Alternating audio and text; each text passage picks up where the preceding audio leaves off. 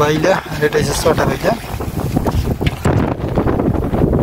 আসসালামু আলাইকুম সুপ্রিয় দর্শক বন্ধুরা, যারা বাংলাদেশ এবং প্রবাস থেকে দেখেছেন সবাইকে আজকে ভিডিওতে স্বাগত। বন্ধুরা, আজকে আমরা চলে আসলাম নদী তীরে।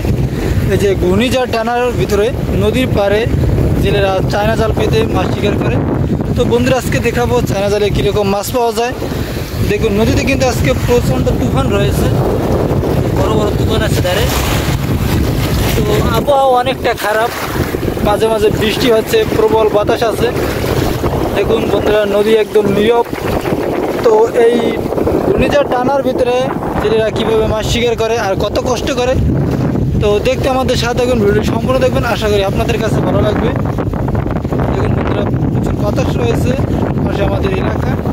তো যে সময় ধান রোপণ হয়েছে, ধানে এখন গলা গলা এসে পড়েছে। এদিকে নদীর মাঝখানে বুঝে একজনে জাল উঠাতে আছে, এই যে দেখা যাচ্ছে।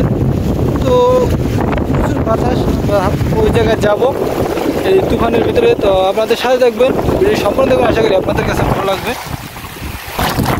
তো বন্ধুরা দেখুন, সামনে একটা জাল উঠেছে, চায়না জাল। একটা পোনা মাছ দেখা যাচ্ছে, আরও কিছু মাছ চিংড়ি মাছ সাথে আছে। বাতাসের প্রবল কিন্তু বেড়ে চলছে ঘূর্ণিঝড় টানার।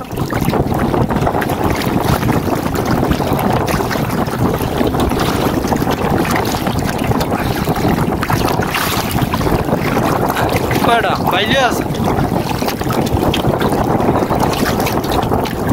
ছয়টা বাইলে।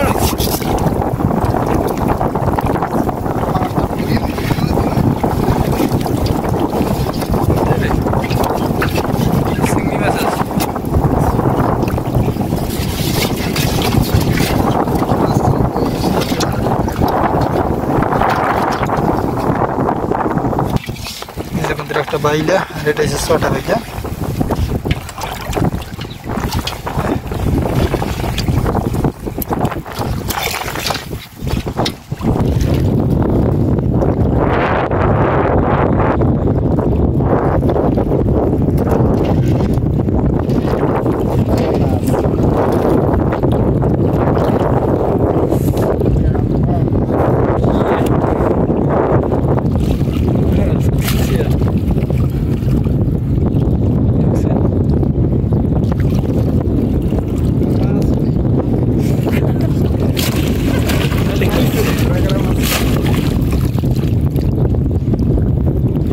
ঢুকছে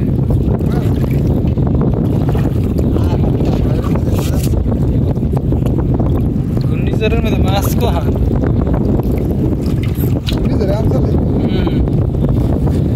ঘূর্ণিঝড় দানা চলে, দানা দানা দানা দানা দানা।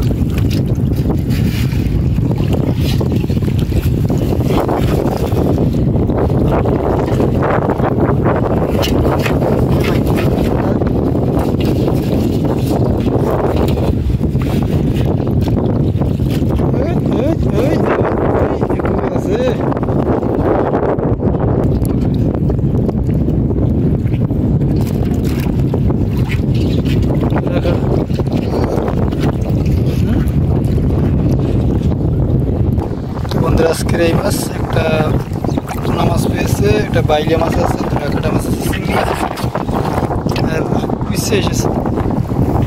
তো আজকে পর্যন্ত ভালো থাকবেন, সুস্থ থাকবেন। আল্লাহ হাফেজ, দেখা হবে সামনে ভিডিও।